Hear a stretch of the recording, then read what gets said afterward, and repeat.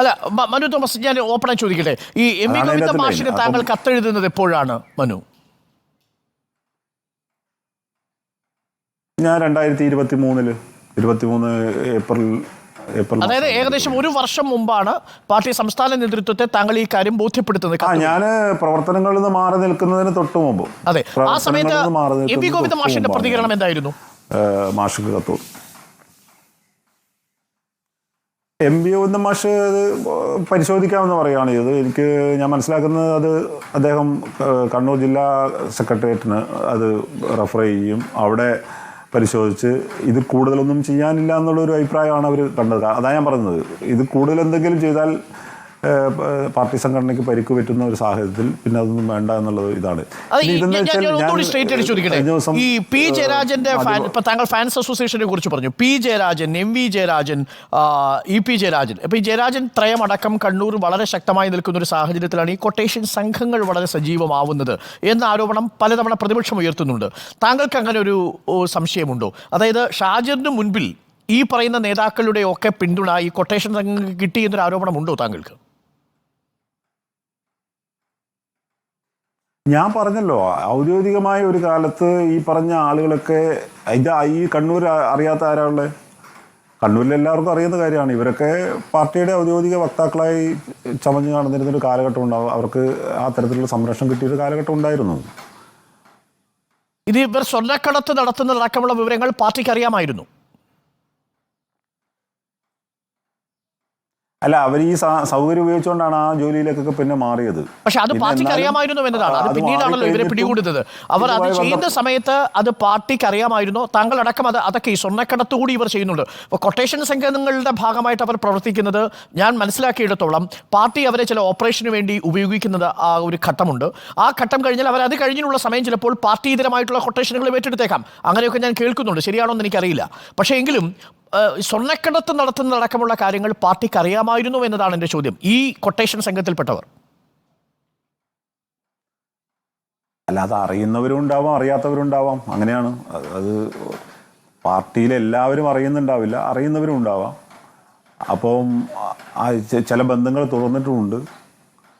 അവസാനം വരെ തള്ളിപ്പറയാൻ വിമുഖത കാണിച്ചവരുണ്ട്, എന്നാൽ ആദ്യമേ തള്ളി പറഞ്ഞവരുണ്ട്. മനു, അങ്ങനെയാണെങ്കിൽ എൻ്റെ സംശയം, ഒരു വ്യക്തിയുടെ കാര്യത്തിലാണെങ്കിൽ മനു പറയുന്നത് ഓക്കെ, പക്ഷെ ഒരു പാർട്ടിയുടെ ജില്ലാ കമ്മിറ്റി അത് തള്ളിക്കളയണമെങ്കിൽ ഒന്നുകിൽ പാർട്ടിക്ക് ഇവരെ കൊണ്ടെന്തെങ്കിലും ഗുണം കിട്ടിയിട്ടുണ്ടാവണം, ഇല്ലെങ്കിൽ ആ പാർട്ടിയിലെ ജില്ലാ കമ്മിറ്റിയിലെ നേതാക്കൾക്ക് ഇവരെന്തെങ്കിലും ഗുണം കൊടുത്തിട്ടുണ്ടാവണം. അപ്പോൾ പാർട്ടിക്ക് അവരെന്തെങ്കിലും ഗുണം കൊടുത്തിട്ടുണ്ടെങ്കിൽ അത് ഞാൻ നേരത്തെ സൂചിപ്പിച്ചതുപോലെ പാർട്ടിയുടെ ഓപ്പറേഷനുകളിലുള്ള ഇവരുടെ പങ്കാളിത്തമാണ്. അതല്ല പാർട്ടി നേതാക്കൾക്കാണ് ഗുണം കിട്ടിയിരിക്കുന്നതെങ്കിൽ അത് മറ്റെന്തോ കാര്യമാണ്. ഇതിലെന്താണ് സംഭവിച്ചിട്ടുണ്ടാവുക മനു? അല്ല, ഇതെല്ലാം വലിയൊരു മഞ്ഞുമലയാണ്. നമ്മളിപ്പോൾ അതിനകത്ത് അടിയിൽ നിന്ന് തോണ്ടിയിട്ടിട്ട് വലിയ കുഴപ്പത്തിലേക്ക് പോകണ്ട. അതൊക്കെ വലിയ ചർച്ചകളിലേക്ക്, വലിയ സംവാദങ്ങളിലേക്ക് നയിക്കുന്ന വിഷയങ്ങളാണ്. അതുകൊണ്ട് ഞാനത് അതിവിടെ സ്റ്റോപ്പ് ചെയ്യുകയാണ്. എനിക്ക് ഉള്ള ഒരു ഒറ്റ കാര്യം എന്ന് വെച്ചാൽ, ഈ പറഞ്ഞ സാമൂഹ്യമായ പ്രശ്നങ്ങളെ, സംഘടനാപരമായി സംഘടനയെ ബാധിക്കുന്ന പ്രശ്നങ്ങളെ നമ്മൾ അഡ്രസ്സ് ചെയ്യുമ്പോൾ അത് പരിഗണിക്കപ്പെടേണ്ടതല്ല. അത് ഏതെങ്കിലും ഒരു വ്യക്തികളെ സംബന്ധിച്ചോ ഒന്നും മാത്രമല്ല, പല കാര്യങ്ങളെ സംബന്ധിച്ചും അതൊന്നും പരിഗണിക്കപ്പെടേണ്ടതില്ല. ഞാൻ ഇന്നലെ പറഞ്ഞതുപോലെ ഇതിനോടൊന്നും സമരം ചെയ്യേണ്ടതില്ല എന്നുള്ളതാണ്. സമരസപ്പെട്ടു പോയാലേ നിങ്ങൾക്ക് സംഘടനാ പ്രവർത്തകനായി, പാർട്ടി പ്രവർത്തകനായി, പാർട്ടി നേതാവായി നിൽക്കാൻ സാധിക്കൂ എന്നുള്ളൊരു മെസ്സേജ് ഇന്ന് പൊതുവിൽ നൽകുകയാണ്. അതാണ് എൻ്റെ പ്രശ്നം. അവിടെയാണ് എന്നെ സംബന്ധിച്ചിടത്തോളം എൻ്റെ അവിടെ എൻ്റെ വ്യക്തിപരമായ ഒരു തെരഞ്ഞെടുപ്പ് എന്ന് പറയുന്നത്, എനിക്ക് അങ്ങനെ ഇതിനകത്ത് തുടരണമെന്ന് താല്പര്യമില്ല. കാരണം എന്ന് വെച്ചാൽ ഞാൻ അങ്ങനെ വ്യക്തിപരമായി ഇത്തരം കാര്യങ്ങൾ കണ്ടും കേട്ടില്ല എന്ന് നടിച്ച് ഇതിനകത്ത് തുടർന്നിട്ട് എനിക്ക് നേടേണ്ട ഒരു കാര്യവും ഞാൻ അതിനെ എൻജോയ് ചെയ്യുന്നില്ല. മനസ്സിലായില്ലേ? അതുകൊണ്ട് മാത്രമാണ് ഞാൻ ഇതിനകത്ത് ഒഴിഞ്ഞു പോകാൻ തീരുമാനിച്ചത്. പക്ഷെ താങ്കൾ വെളിപ്പെടുത്തുന്ന കാര്യങ്ങൾ ഇപ്പോൾ പുറത്തു വന്നതിന് ശേഷമാണ് താങ്കൾ ഈ കാര്യങ്ങൾ പറയുന്നത്. ഇനിയിപ്പോൾ ഈ പാർട്ടിയിലേക്ക് താങ്കൾ തിരിച്ചു പോകാൻ ഉദ്ദേശിക്കുന്നില്ല?